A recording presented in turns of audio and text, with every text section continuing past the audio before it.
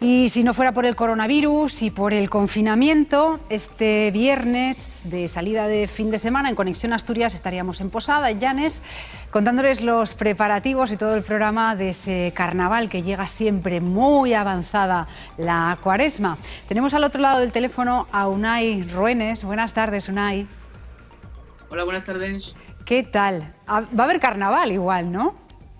Casero, pero bueno, sí, lo vamos a intentar. ¿Y cómo lo vais a hacer? A ver, cuéntanos. Pues nada, la idea fue desde los balcones y desde casa que la gente se anime y haga fotos, Sí. selfies y vídeos desde los balcones, porque ya que no podemos disfrutar del carnaval por las calles de Posada, pues hacerlo un rato ameno para que la gente se divierta y que algún día se celebrará. O sea que se van a disfrazar, os vais a disfrazar los vecinos de Posada este fin de semana, vais a hacer no un desfile por la calle, pero sí por los pasillos de las casas y por los balcones. Eso es. Todos esos vídeos y esas grabaciones van a ir, creo que es al Facebook, ¿no? Sí. ¿Cuál es la dirección de ese Facebook? Porque nos interesa. Posada de Llanes. ¿Cómo? Posada de Llanes. Vale, pues al Facebook de Posada de Llanes. ¿Tenéis tema para el carnaval? ¿Tú ya sabes de qué te vas a disfrazar?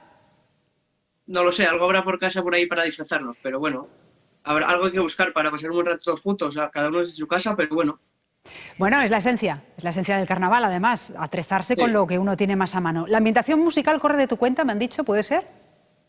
Sí, pongo música para todas las edades, para que cada uno esté a gusto y que salgan todos a animar un poco esta situación desde los balcones.